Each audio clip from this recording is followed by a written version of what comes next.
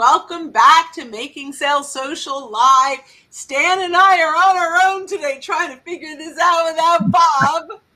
Hey, Stan, how are you? Excellent, Bryn. Yes, we miss Bob, but we will have a great time. We will. Yeah, and I love this topic that we're talking about today, which I'm really excited about.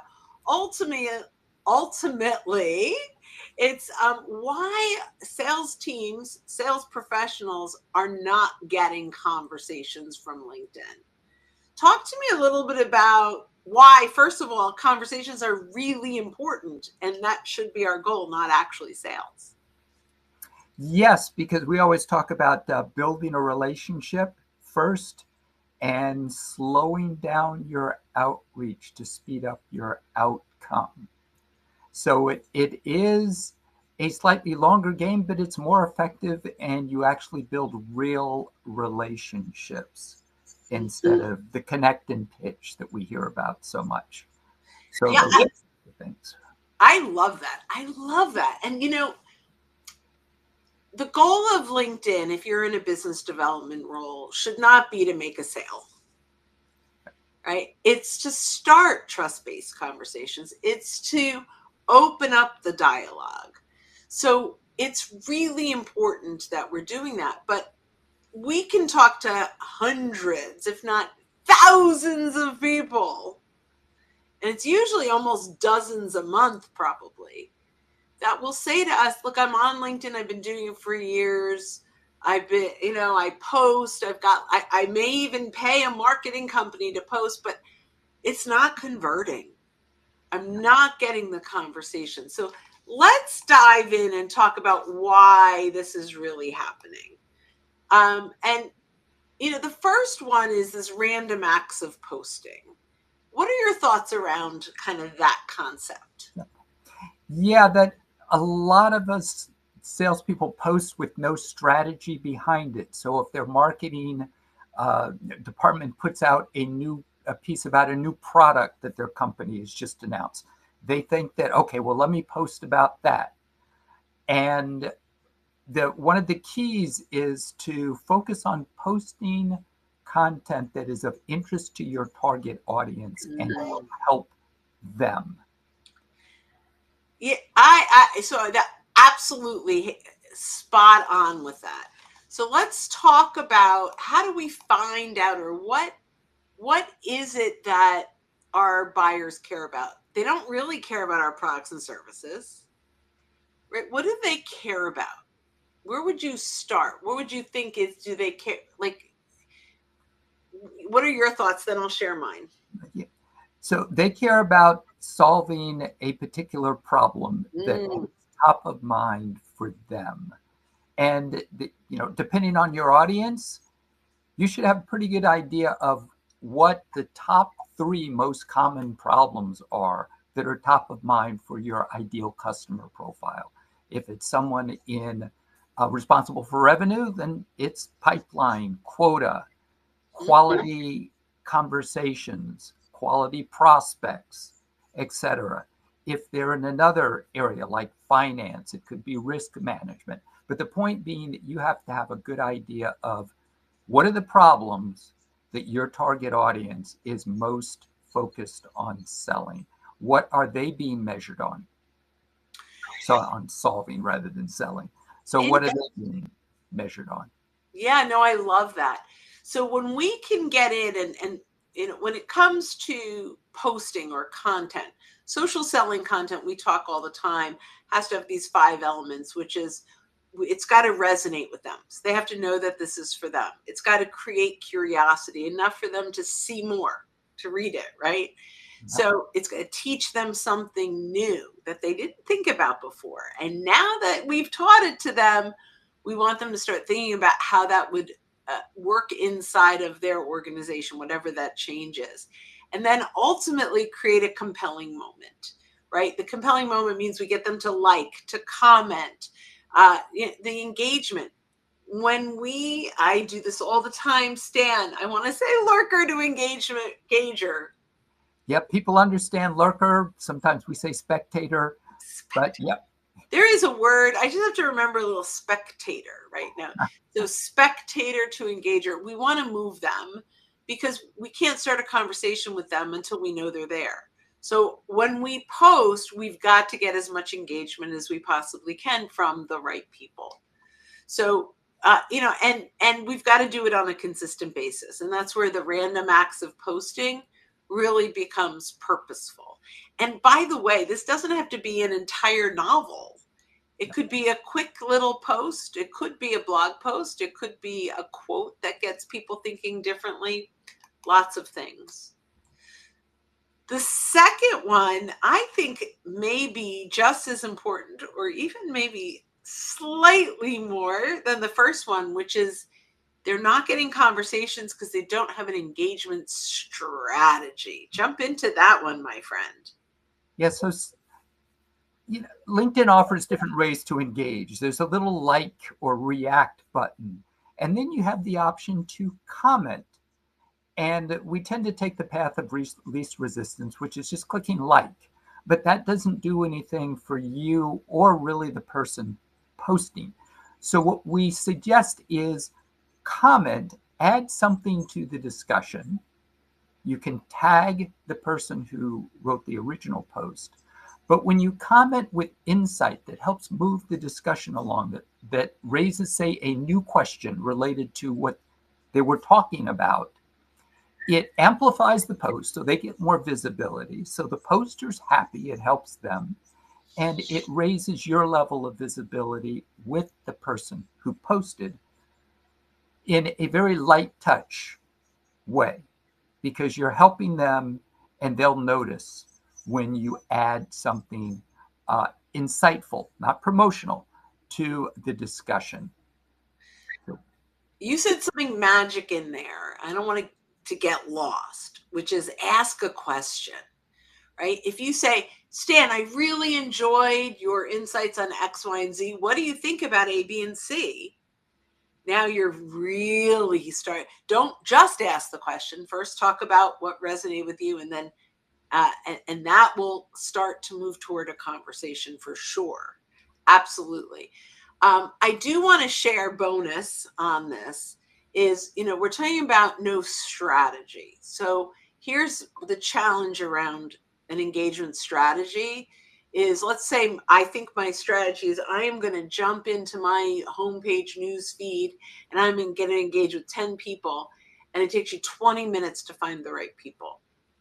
So if you have Sales Navigator, first of all, it's very simple to do because you can save the people you want to engage with and then search by who's shared content. But if you have the free LinkedIn, here's a little pro tip. Go to your search bar and hit enter and click on posts. Click on latest. Go into the industries, or let's say go into your relationships first, send people you follow, and then go into the industry of the author. So the industries you serve, right? And now we've got a feed of posts, but based on the most recent post, because we chose latest, from only the people that we are connected to or we follow. So make sure you're following all your prospects, even if you're not connected to them. And then in that industry. Now bookmark that, just like in your Chrome, not in LinkedIn. And every day you can go into that post and say, now I'm going to comment and engage 10 times. And now you've got a real strategy. Yes, that saves so much time because people are looking for opportunities to engage, but they feel like they always have to go back and redo the search for people. And we all want to avoid getting lost in our news feeds because some people will simply scroll through their news feed to try to find appropriate content, which wastes a tremendous amount of time. So we've got a ton of people on right now. Welcome. Feel free to drop into comments. We've got some folks on YouTube. We've got some folks on LinkedIn. Feel free to jump in comments and share with us either what is the number one thing you do to get conversations, or what is the number one thing you'd like us to answer to help you get more conversations. Love to hear from you guys for sure. All right, let's go into the next one while we're waiting for all the millions of comments to come in. Super. Okay, so the next one is connect and ignore. Talk about that. It's worse than connect. No, it's not worse than connect and pitch. Nothing's worse than connect and pitch. But second to that might be connect and ignore. Talk to me about that and why that is a challenge for starting conversations. Yes, unfortunately, that's all too easy to do. Everyone's busy. We're putting together lists of people that we want to follow up with, and we reach out, send an invitation. And unless you have blocked time and made this part of your day, and we'll get to that a little bit later, it's easy to have people actually accept your invitations to connect, but then you forget to send them a quick welcome message saying, hey, thanks for connecting. Great to be connected with you. I look forward to following your content or whatever your welcome message is. So that is a lost opportunity. Absolutely. Absolutely. So I'm going to share 2 quick things on this.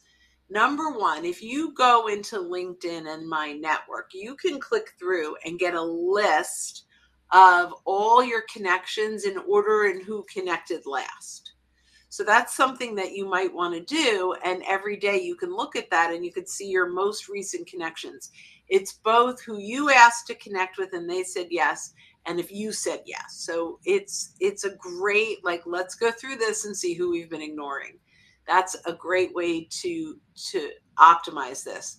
The other thing with the connect and ignore that I think is really important to think about is why did you connect in the first place? What was the purpose? And what value can you bring to that person? So, for example, did you connect because you liked their content? Did you connect because you wanted to invite them to an event? Did you connect because they might be someone that's great at a networking meeting? Why did you connect with them in the first place? And in my opinion, do not send a connection request until you know what that welcome message is going to be. Mm-hmm. Like that it's I hate to say the 1-2 punch. It's, but it's that combo. Here, I've connected with you. Stan, great to connect with you. I really enjoyed your content on Sales Navigator. I'm looking forward to continue to follow. So now, what am I going to do? Well, I might go find another piece of content on Sales Navigator. Maybe I go out and find a new product release from Sales Navigator. You could use AI or Google or lots of things. And now Stan connects. And thanks, Stan, for connecting. Again, really loved that content. Recently came across this new product feature. Let me know if you're interested. I'm happy to send it your way. I'm not talking about me. I'm talking about what matters to Stan. And so that's where we start those trust-based conversations. And Stan, I'm going to go back what you said at the top of the hour, which is so important to reiterate. You have to slow down your outreach to speed up that outcome. And this is a perfect example. We want to have real conversations. And our good friend Mel, hello. Thrilled to see you here. So if you guys have questions, if you guys have, tell us what you do to start conversations that's worked for you. But our next one, and this is huge, and I will say this is something we can all do better at, including the Social Sales Link team, which is searching client connections for referrals and permission to name drop. We have a wonderful community of amazing members. And every month we have a free come as our guest to coaching. You can go find it at socialsaleslink.com/events.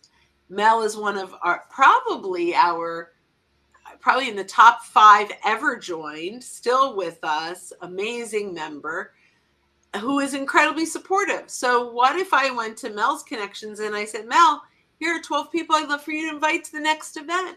We're not doing enough of that. You're probably not doing enough of that.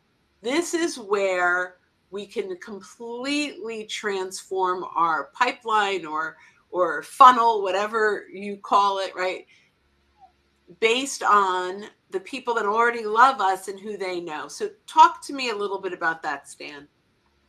Yeah, your clients are people that you've worked with, you've built a trusted relationship with already, and they're usually willing to help you. They'd be delighted to help you if you make their lives easy. And so when you do the searches and you do the footwork to identify who they're connected to that is of interest to you, then it's very easy to go to them and say, I have these 5 people, and I notice you're connected with them. Are you comfortable enough to give me an introduction, or can I name drop your name when I reach out to them? So as you said, Brent, it's a tremendously underutilized way of developing new relationships. I could not agree with you more. I think that, and that the key that you said that I just want to reiterate is you've got to make it easy for them. And when you make it easy for them, you can do it at scale. So Mel, honored to be one of your 5+ years members. Yeah, I think Mel really was in the first cohort of people to ever join when we launched. And man, do we appreciate you so much and the value you bring to the group. Yeah. All right. Our next one, no outreach framework, meaning random acts of outreach. We talked about, random acts of content, right? Or posting, really no outreach framework. So talk to me about workflow and what that means when it comes, especially, you really understand this through, in many places, but through Sales Navigator. Talk about workflow and why a cadence or campaign or a workflow is critical for starting conversations. Yes, and one of the things, and I should mention this so I do not forget. Oh, thank you, Natalie. I was going to mention that there is an ebook that goes along with what we've been talking about, and I will drop it at the bottom of this and let you know what it is for those who are listening as well. So let me see if we can do that. So if you go to socialsaleslink.com/LinkedIn conversations, socialsaleslink.com/LinkedIn conversations, you can get the ebook there. But workflows, one of the things, Bryn, that you mentioned earlier when we were talking about welcome messages at the very basic, you know what message you want to send before you even send out the invitation. That's an example of strategic thinking rather than random acts. And one of the things that you can do, we talk about Sales Navigator for those that have it, is you can use lists to organize your outreach, who you want to reach out to. You can take advantage of alerts like job changes, which is a lot of times a huge opportunity to reach out to someone at an opportune time. Now, not the first month that they've changed a job, let them, get their feet wet, but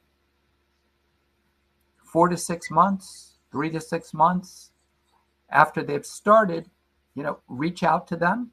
It's a good time because many times they're tasked with bringing in new solutions and they want to make a name for themselves, and you may be able to help them.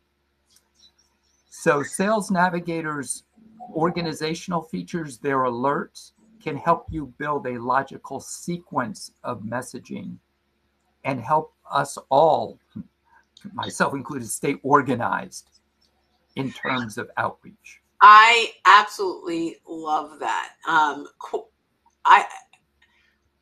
I can't say more how much I love the job change, the posted on LinkedIn. All of those things are really great opportunities. Prospect by polls is another one, right? To be able to go out and do that. Here's thing. And you also, I love your insights that get my wheels turning.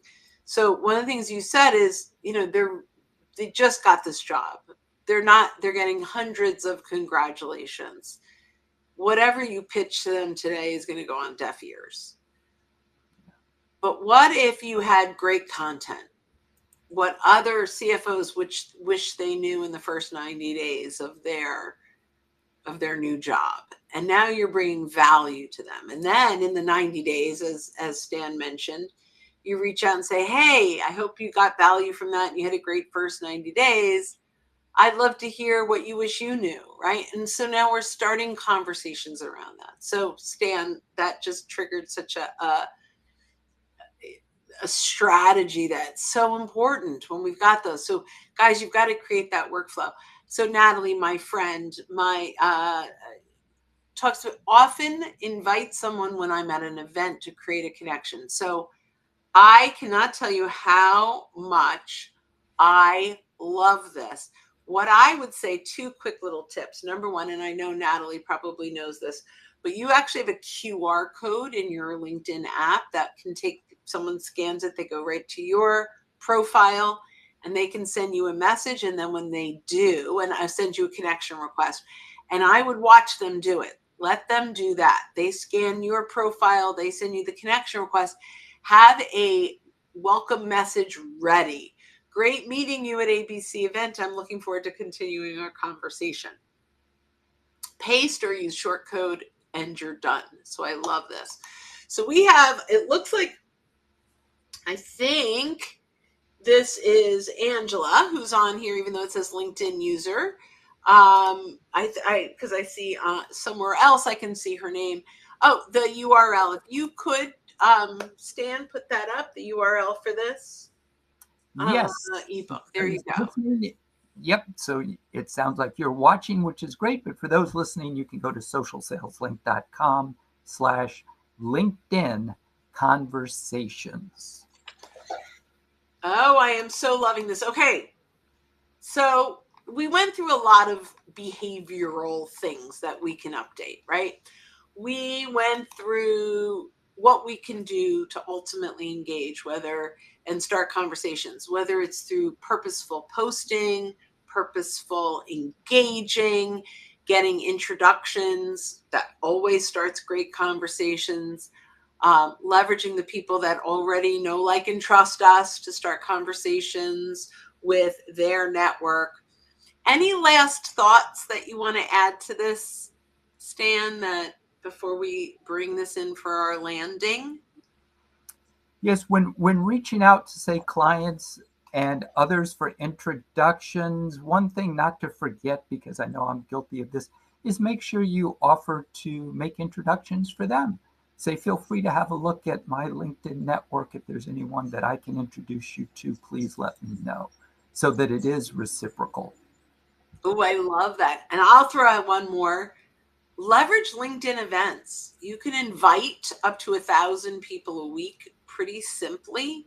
And it's a great way for them to experience you. Some of you may be here from that, by the way, if you're here live. So Stan, thank you so much. Bob always has a wonderful exit thing in saying thanks for joining, and even the thanks for I missed all of that. Guys, if you want to know anything about us, go ask Bob Woods, but you can actually subscribe to this podcast, Making Sales Social, on any of your favorite podcast places. Bob is really valuable for this show. Yes, indeed. His intros and outros are amazing. But here's what I do know how to say. Guys, when you're out and about, don't forget to make your